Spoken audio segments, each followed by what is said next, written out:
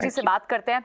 बहुत बहुत स्वागत है आपका अतुल जी, क्योंकि हम देख रहे हैं कि चीनी एक्सपोर्ट लगभग 57% का उछाल देखने को मिला है और डोमेस्टिक कंजम्पशन भी बेहद स्ट्रांग है और दोनों रीजन है शुगर के लिए। तो sugar as an ethanol blending के लिए भी यूज होता है, जिसके टारगेट हम देख रहे हैं काफी रोबस्ट टारगेट जो सरकार ने रखे हैं और समय से पहले मीट भी हो रहे हैं। आप इनफैक्ट और रेणुका शुगर के इन पर्सपेक्टिव सिर्फ आपका एक साल के स्टॉक का प्रदर्शन देखें तो वो भी बेहद शानदार रहा है। चीनी एक्सपोर्ट मजबूत रहने की उम्मीद है, कई सारी बातें हमने आपसे पहले भी की, लेकिन इस वक्त आप जो ब्लेंडिंग का टारगेट है, इथेनॉल ब्लेंडिंग का टारगेट है, और लास्ट टाइम भी जब हमने देखा था एक टारगेट मीट हुआ, समय से पहले मीट हुआ, तब भी आपसे बात हुई थी। अभी 2025 तक का टारगेट है, क्या वो भी सर पहले ही मीट हो जाएगा?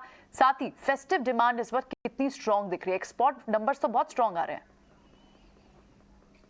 आपके पहले मैं एथेनॉल के ऊपर बात करता हूं।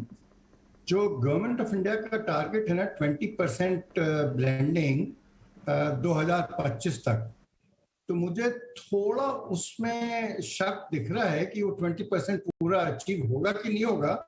जहां तक शुगर के मुतल्लक एथेनॉल का है वो तो टारगेट मीट हो जाएगा, बट ये जो गवर्नमेंट का टारगेट है 20% का, उसमें ग्रेन बेस्ड एथेनॉल भी इंक्लूडेड है। मेरा तो ये मानना है कि ग्रेन बेस्ड एथेनॉल शायद उतना ना हो पाए, तो इसलिए हो सकता है कि गवर्नमेंट को जो टारगेट उन लोगों ने एक्सपेक्ट करते हैं शुगर सेक्टर से, उसको थोड़ा बढ़ाना पड़ेगा।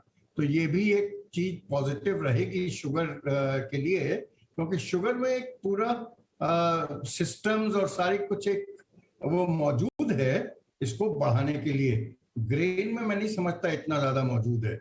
तो मैं समझता हूँ अगर अपने को 20% अचीव करना है तो शुगर एथेनॉल को और बढ़ावा देना पड़ेगा गवर्नमेंट को, और इसके मुताबिक गवर्नमेंट को थोड़ा इसके प्राइसिंग के ऊपर भी ध्यान देना पड़ेगा। मैं समझता हूँ कि अपना प्राइस काफी दिन से बढ़ाया नहीं है एथेनॉल का। अगर ज्यादा नहीं बढ़ाएंगे तो डाइवर्जन शुगर में ज्यादा होने लग जाएगा। अब जहां तक एक्सपोर्ट का आपने बात की है, मैं समझता हूं जो एक्सपोर्ट में डिले हुई है गवर्नमेंट की तरफ से अनाउंसमेंट में, वो भी एक तरह से पॉजिटिव है इंडस्ट्री के लिए। क्योंकि देखिए रुपया थोड़ा कमजोर होता गया है और आज इससे रियलाइजेशन जो है एक्सपोर्ट में वो डेफिनेटली बढ़ने वाला है। और हिंदुस्तान का जो पॉलिसी अनाउंसमेंट डिले होने से इंटरनेशनल मार्केट्स काफी फर्म हो गए हैं, तो वो भी इसलिए भी फर्म हो गए कि इंडिया का पॉलिसी अनाउंसमेंट डिले हुआ है। तो ये सारी चीजें मैं समझता हूँ शुगर सेक्टर के लिए पॉजिटिव भी गिनी जाएंगी। Chaturvedi, good morning. अब बात आपके केपेक्स अनाउंसमेंट की, रीसेंट अनाउंसमेंट्स की ही अगर बात करें, दिसंबर 2022 तक 720 KLPD से 1250 KLPD तक की यहाँ पर एक्सपेक्टेशंस आप लगाकर चल रहे हैं। एडिशनल कैपेसिटी इन प्लेस हो जाएगी, उसके बाद क्या एडिशनल केपेक्स की क्या रणनीति बनाकर आप चल रहे हैं? कितनी बड़ी अपॉर्चुनिटी है ये है, और क्या आप कुछ समय और वेट करना चाहेंगे आगे एडिशनल केपेक्स अनाउंस करने से पहले? रणनीति क्या है कारोबार विस्तार को लेकर?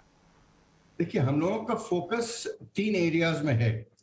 जहां तक हम लोगों की रिफाइनिंग इंडस्ट्री है कांडला में और हल्दिया में, वहां से तो हम लोग एक्सपोर्ट को थ्रस्ट देते हैं। और जहां तक हम लोगों की मिलिंग इंडस्ट्री है कर्नाटका में, वहां पे हम लोग एथेनॉल के ऊपर पूरा थ्रस्ट दे रहे हैं। पर एक चीज मैं और आपके साथ शेयर करना चाहूंगा। हम लोगों को लगता है कि जो ब्रांडेड शुगर सेगमेंट है या पैक्ड शुगर सेगमेंट है, उसमें भी बहुत ग्रोथ की गुंजाइश है। क्योंकि जैसे एडिबल ऑयल 90s में हुआ करता था, लूज में बिका करता था, वैसे ही आज भी चीनी बिक रही है। तो हम लोग ये देख रहे हैं कि पोस्ट कोविड कंज्यूमर अवेयरनेस काफी ज्यादा बढ़ गई है, और इसलिए जो हम लोगों का ब्रांड है मधुर, उसमें हम लोग बहुत ट्रैक्शन देख रहे हैं। ऑलमोस्ट 20 से 25% की ग्रोथ एनुअलाइज्ड बेसिस पे हम लोगों की आ रही है। इसी को देखते हुए हम लोगों ने जो मधुर की टैगलाइन कर दी है वो ये है कि लूज नहीं मधुर सही। तो मैं समझता हूँ ये भी एक फोकस एरिया रहेगा। और जहां तक एथेनॉल के केपेक्स का सवाल है, अभी ये वाली एक्सपेंशन हम लोगों का एक्सपेक्ट कर रहे हैं कि बाय दिसंबर कंप्लीट हो जाएगा। उसके बाद रिव्यू करेंगे, पर डेफिनेटली हम लोग एथेनॉल की तरफ तो या गंग हो, तो एथेनॉल को तो एक्सपेंड करते ही रहेंगे हम लोग, जहां तक कि अपना शुगर सेक्टर का सवाल है। एथनॉल ब्लेंडिंग ये एक बड़ा प्रोग्राम है, कंपनी स्पेसिफिक भी और ऑन गवर्नमेंट लेवल भी और नेशनल लेवल भी। एक और चीज़ समझना चाहेंगे आपसे चतुर्वेदी जी, क्योंकि हम देख रहे हैं कि आपकी कंपनी, आपकी बुक्स पे डेट तो है और जाहिर तौर पर उसका इंटरेस्ट एक्सपेंस भी आप पर पड़ता है।